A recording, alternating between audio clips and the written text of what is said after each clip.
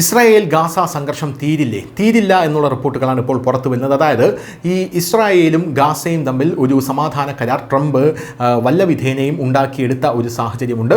ഈജിപ്തിൽ വെച്ച് അവരുടെ ബന്ധുക്കളെല്ലാം കൈമാറുന്ന ഒരു സാഹചര്യവും ഉണ്ടായിരുന്നു. അങ്ങനെ കൈമാറുകയും ചെയ്തു. അതിനുശേഷം ഇപ്പോൾ ഗസയിൽ പുതിയൊരു പ്രതിസന്ധി ഉടലെടുത്ത് വരികയാണ്. കഴിഞ്ഞ ദിവസം ന്യൂസ് ഇന്ത്യ മലയാളം ഈ വാർത്ത കൊടുത്തിരുന്നു.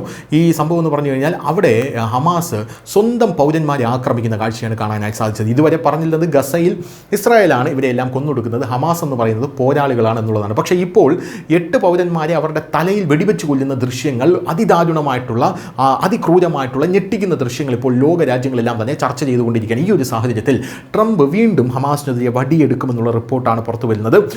ഇസ്രായേലുമായി ഒരു സമാധാന കരാറിൽ എത്തിയിട്ടില്ല. ഗാസ മുനമ്പിൻ്റെ നിയന്ത്രണം നേരിടുന്നതായി പലസ്തീൻ വിഭാഗങ്ങൾക്കിടയിൽ സായുധ പോരാട്ടം ആരംഭിച്ചു കഴിഞ്ഞു. അവരിൽ ഗാസ മുനമ്പിൻ്റെ യഥാർത്ഥ അധികാരം തങ്ങളാണെന്ന് ഹമാസ് പ്രഖ്യാപിക്കുകയും ഞങ്ങളുടെ അവകാശവാദം തെളിയിക്കാൻ ഗാസ നഗരത്തിലും ഗാസ മുനമ്പിലും വിവേചനരഹിതമായിട്ടുള്ള അറസ്റ്റുകളും വധശിക്ഷകളും നടത്താൻ തുടങ്ങുകയും അവർ ചെയ്തു എന്നുള്ള റിപ്പോർട്ടുകളാണ് നമുക്ക് ലഭിക്കുന്നത്.